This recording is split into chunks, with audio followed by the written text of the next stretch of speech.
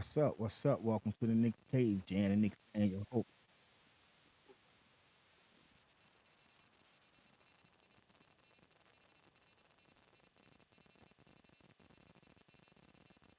What's up? Welcome back. Welcome back. I'm sorry about that. Had a little mishap, but let's get into the video.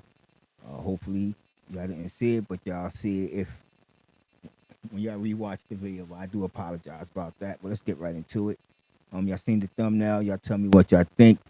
Um, I'm gonna be honest with you. I really think the Knicks can take the Eastern Conference. I don't know about the championship. I don't know if they can take it all because the East. Excuse me, the West have made moves. I think that's more significant than what the East did. I actually think that the East made it a little. Well, let's first of all, I'm gonna say right now we're gonna talk about the first five teams. That's gonna be Milwaukee, Boston, the 76ers, Cleveland, and the New York Knicks. And I'm gonna throw the Miami Heat in there because they did go to the championship. But first off, we're gonna start. First, we're gonna start off. Excuse me, I really do apologize. I don't even used to doing live shows that much, but we're gonna start off with I was gonna say Milwaukee Bucks, but really the 76ers, the New York Knicks, and what they did, transaction, free agency, and what the other teams done, and we can compare. This is why I think the New York Knicks can take the East. To be honest with you, first off, let's say when we get to their transactions, the Knicks, no, they haven't made moves that most of you would agree or approve of. But I actually am satisfied with these moves. I'm gonna be honest. I'm actually satisfied with the moves that they made. Um, they re-signed Josh Hart, gave him that contract, 80 something million, work out to 50 million. It's a team friendly contract, honestly. Then they signed Dylan Windler, probably be in the G League or reserve. We don't know, but I think he would. I think some way somehow we would get to see him playing in the regular season game. And then there's Nathan Knight. You know what I'm saying? A lot of people saying that he's Obi Toppin replacement, but I really like Knight. I made a video talking about him. That Knight, excuse me, I said Knight is his last name, but Nate, I call him Nate the Great. Nathaniel Knight. It's a two-way contract, but I think he should make the roster, and he might surprise a lot of people. You know what I'm saying? Obi Toppin over there in Indiana. I know a lot of people talk about the other teams in the East, Toronto, Indiana, Orlando, Detroit. Nah, I don't think them teams is going to be nowhere near the top five teams that I'm talking about. This is why things can be easy.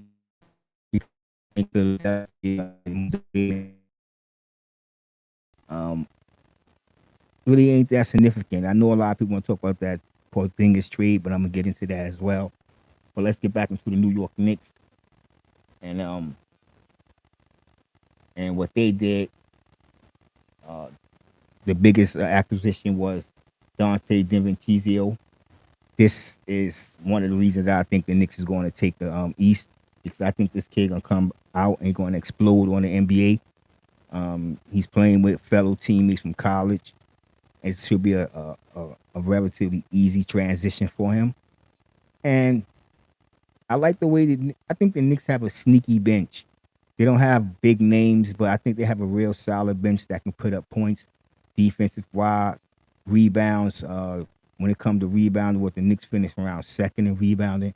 We have four players in the top 100. Mitchell Robinson, Hartenstein, Josh Hart, Julius Randle. So if if our team can continue to play the way they play, I know Randle didn't do much in the playoffs. We're not even going to talk about the playoffs. We're going to talk about the regular season. But he was hurt, you know what I'm saying? But I know a lot of you going to start talking about RJ Barrett and he needs to improve. And this is true. But if you really think about RJ's season last year, I don't really think he had a bad season. A lot of people say he fell off, but you have to think about the acquisition of Jalen Brunson that took away from his game. He had to actually, adapt his game to Jalen Brunson.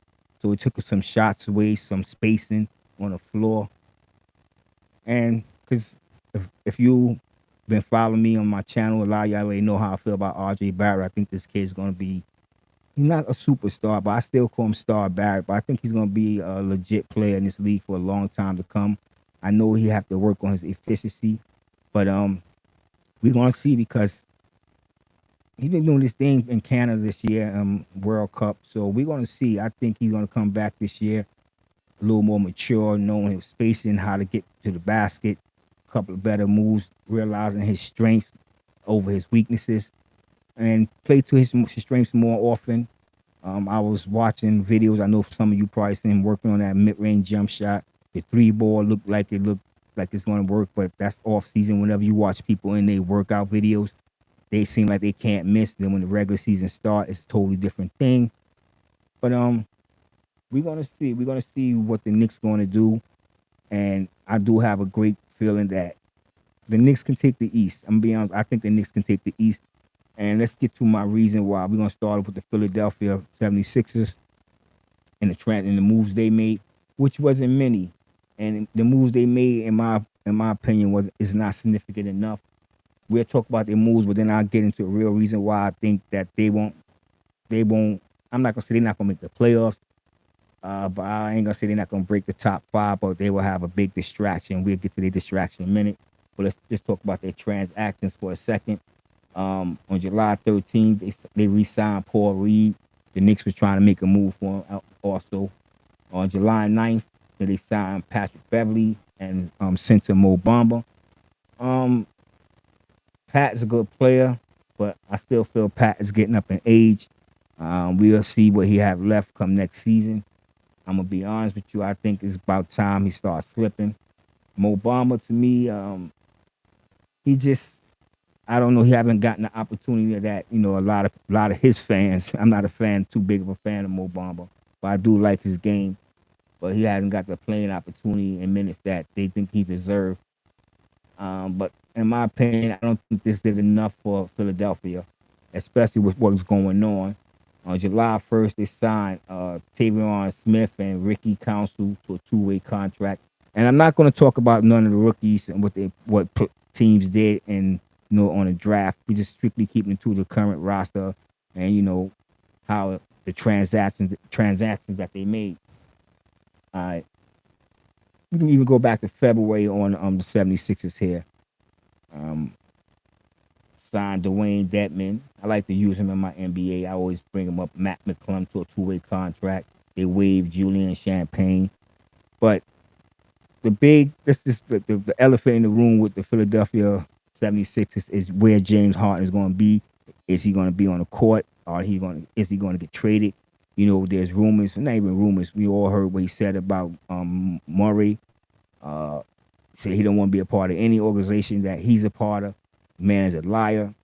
So that right there is the Kyrie Irving syndrome playing now with a little distraction.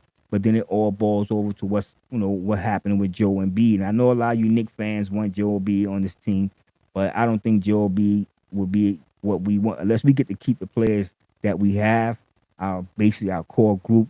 Then yeah, I would want Joe Embiid. But we got to get rid of somebody like Julius Randle, which I don't want to because I know a lot of you might not like Julius Randle, but Julius Randle is one of the best power forwards in the league today, averaging 25 points. We need that. I don't care how y'all feel about that man. We need what he brings to the table.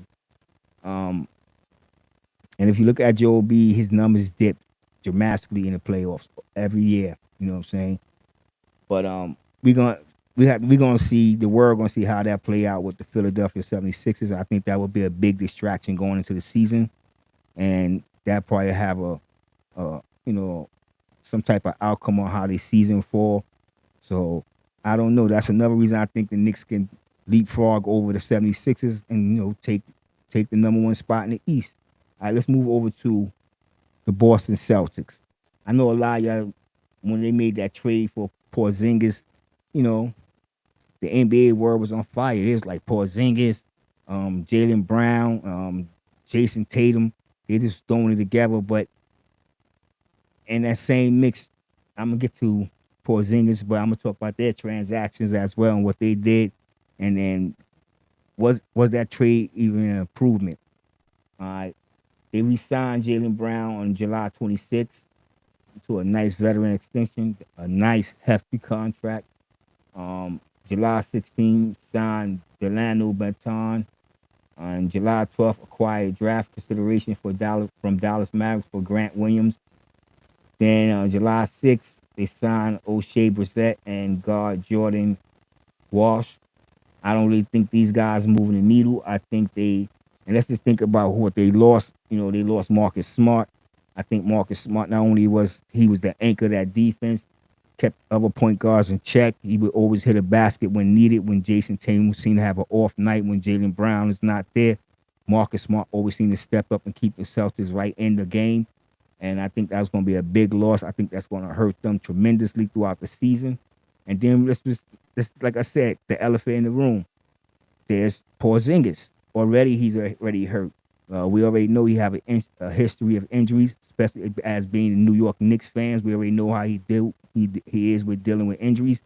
Right now, he had to stop playing for his team in the World Cup, dealing with plantar fasciitis. So, for a big man his size, that's an injury that lingers. So we know what it did to our players back in the day with Patrick Ewing, Marcus Camby, a few players. You know what I'm saying?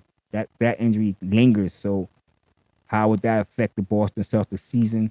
We all know that Jason Tatum is a great player, but he do get cold. Sometimes Jaylen Brown is distracted. So I wonder, you know what I'm saying? I'm not saying, we're not, like I said again, we're not talking about the playoffs because when the playoffs come, every player in the league seems to turn it up a notch. But we're talking about the regular season and can the New York Knicks take it? And I think they can take the number one to East, take the number one spot in the East for the reason I just mentioned with 76ers and the Boston Celtics. So I don't know, you know what I'm saying? Like I'm looking over here to see how many people in the room. That's the thing about doing live. Come right out and say it. I gotta get used to doing live shows and getting y'all to come in and join me. You know what I'm saying? If one of y'all out there, y'all can see, y'all can join the room. Come right in. What's up, Hammy La? How you doing out there? How you doing out there? What do you think? You know what I'm saying? Do you think the Knicks can take the Eastern Conference? I know you probably missed a few minutes of the show. I was talking about 76ers and the Boston Celtics and reasons why I think we can leapfrog them. But I'm going to move right over to Milwaukee Bucks and what I think the New York Knicks, how they can pass the Milwaukee Bucks late. And the transaction they made, was it enough to move the needle in the East? And I'm not going to say the Milwaukee Bucks is a bum team. Milwaukee is definitely a good team. But I don't think they did enough, in my opinion, to move the needle. I think um, Robin Lopez is getting up there, or excuse me, Brooke Lopez is getting up there in age. I don't think he's going to be the same player he's been in last year or the year before. He was, especially because he wasn't a player. He was in 2021 that he was in 2022. So I don't know. Then you got Giannis. He's coming off that knee surgery. Will he be ready for the start of the season? And how much will that affect him? I mean, Chris Middleton, I always like him, but he's another player that have a problem with injuries. Will he even be playing throughout the full whole season? This is another reason I say the Knicks can leapfrog over them and take this Eastern Conference. And then they signed Robin Lopez, and I like Malik Beasley. But again, I don't really see them moving the needle. Um, Ambatumo brother came back with the team. But to me, I think the Knicks can still take this guy and take this team. And looking at the schedule, I know a lot of people look at the New York Knicks schedule. They just dropped. They first got a couple of 5 games that's away from home. That first 10 games, 5 games away from home, 5 going at home, kind of split. And it's most of the teams I'm talking about. The Knicks will be playing, especially Cleveland, which I'll be getting to next. I'll definitely be getting to next. Um, but about Milwaukee and what they did, we signed Chris Middleton, signed Robin Lopez. July 7th, Andre Jackson Jr. We signed AJ Green. I don't know. And once again, I'm not talking about the rookies and what these teams did in the draft, but we're just going to talk about the transactions they made when free agency started, and was it enough for the East, to make a move for any one of these teams? I think the Knicks did enough. I actually like what the Knicks did.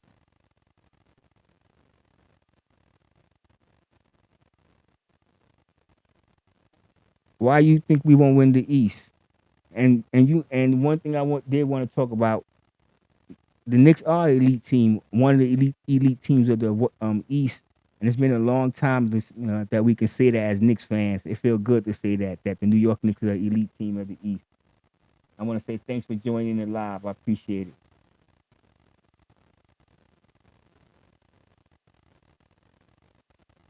Um, the Knicks, we did go out. I know it's a two-way contract, but I like backup power forward. I think we're going to experiment. Tibbs is talking about using Josh Hart, but I think Nathan Knight was going to fill in for Obi Toppin. And the season hasn't started. The Knicks might make some more different moves, but I really do like Nathan Knight. I think he'll come in, and honestly, I think he's a better player than Obi Toppin right now. The way he played Obi Toppin, I think Obi Toppin's going to find his game over in Indiana, but I think Nathan Knight could come in with the New York Knicks and be that piece that we need. Play with, how Tibbs, like, actually, right, to be honest, he's a better defender than Obi Toppin, um, and he make better decisions. Obi Toppin was starting to come on with that 3-point shot. Knight can hit the 3-point shot. He can move without the ball. He can move with the ball. Obi Toppin is kind of one dimensional if you really think about it. But we're going to talk about this next team that should everybody think that might be in the way of the New York Knicks, and that's Cleveland. Excuse me for a second.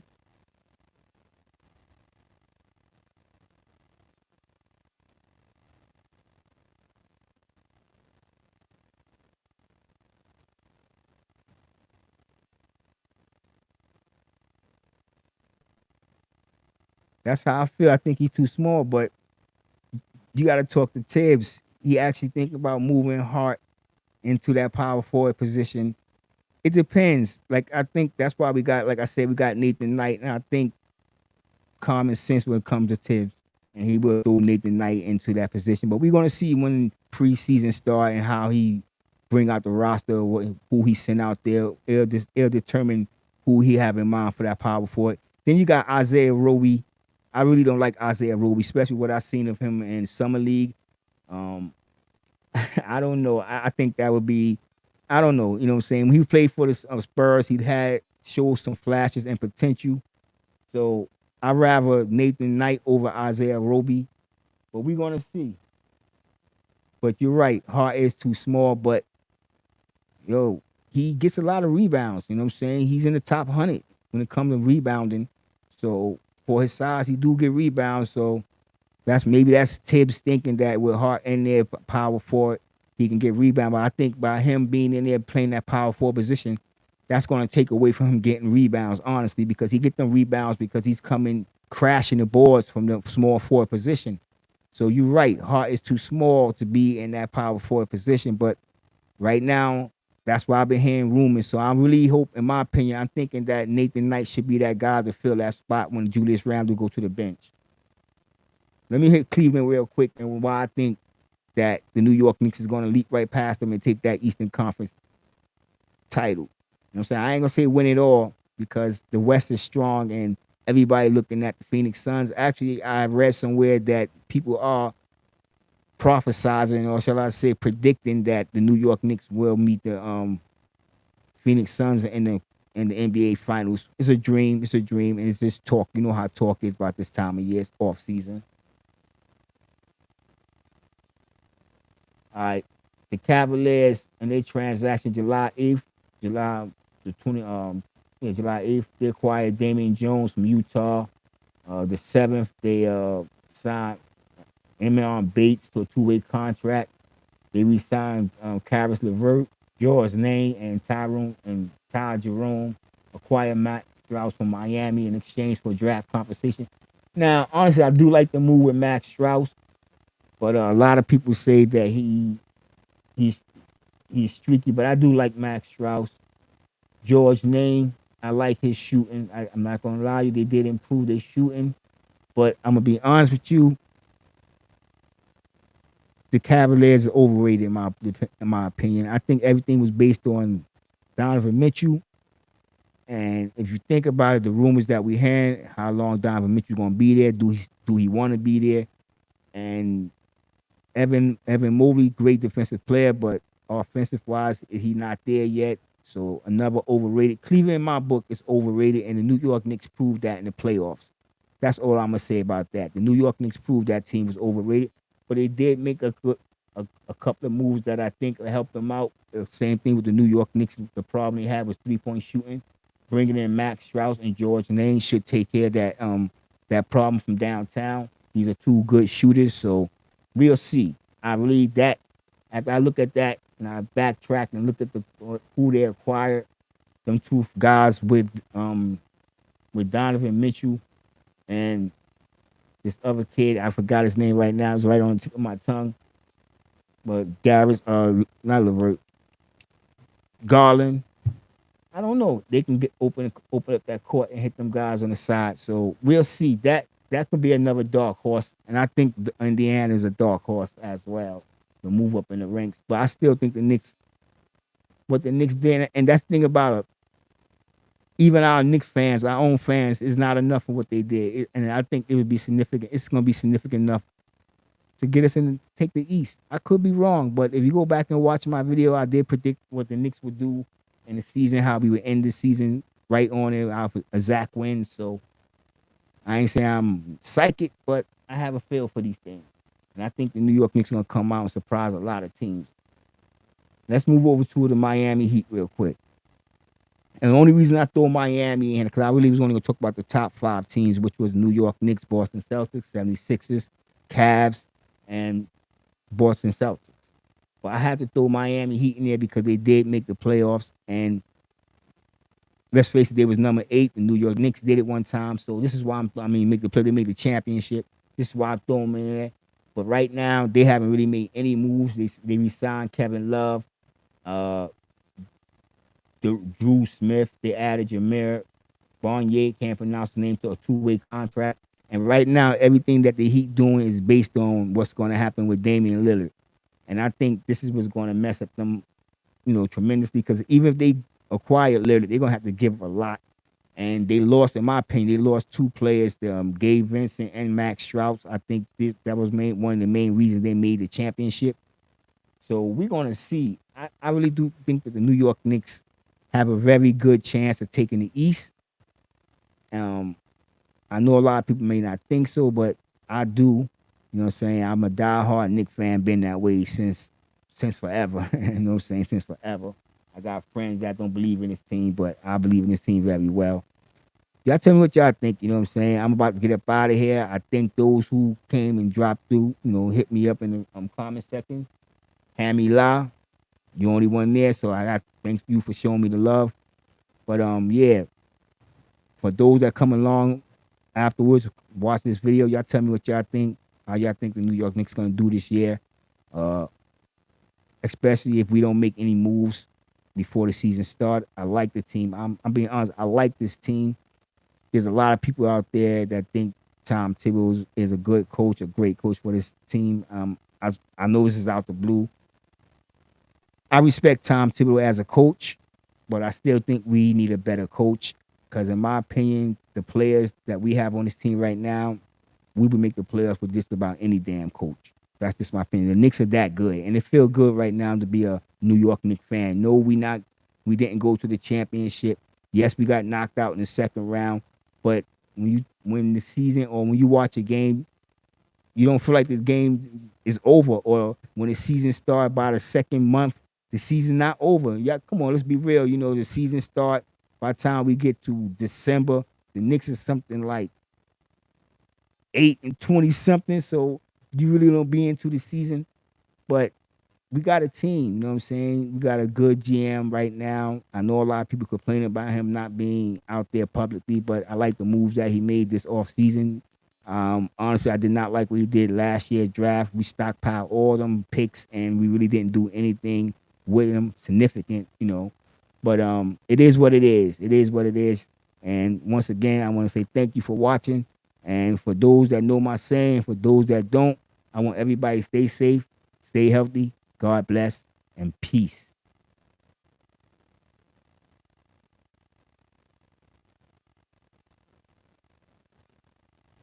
Check y'all later.